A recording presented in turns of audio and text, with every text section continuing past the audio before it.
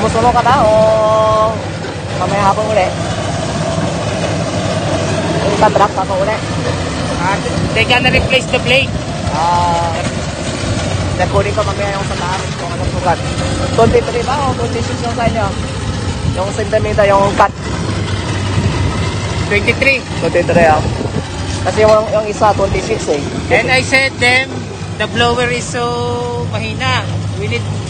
Ayun, yun yung sinabi mo, kaya nang palitan yun. Oo. Kaso mayroon pa yung isa Kasi so many trash pa, oh. Tubo yung trash. Still matrash. Madaming trash.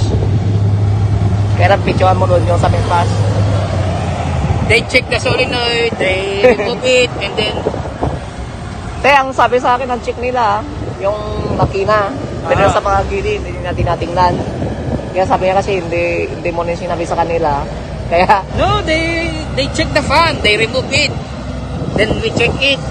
It's not working, then they put it back. Tuwawa sa akin, andito na sila. Sabi ko, aling tak-tak. Sino papuntahan niyo? Sabi niya, kayo, si Sir Rico. Sabi ko, doon napunta nun. Ayun ko, sino na, kayo ba punta sa kanya o siya lang punta dito? No, the previous owner. Yung sa latte. Oh, yung dating owner niya.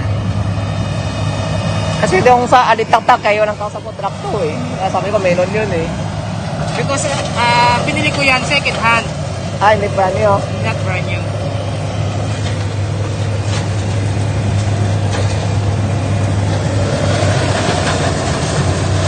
Inaantay yung customer namin isa sa Nicolos.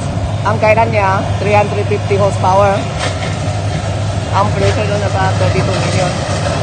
Belabas malaki na. Sa isang oras, kaya 80 tons.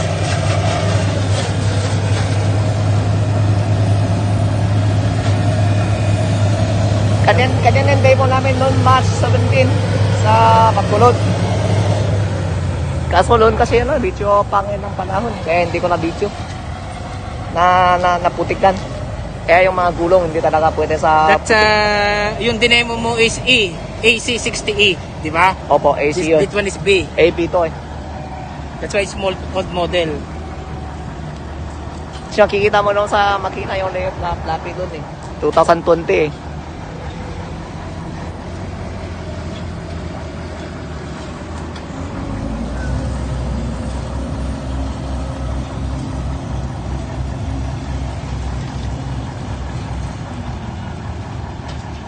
Ilang blades papalitan? Lahat? Ilang pa kaya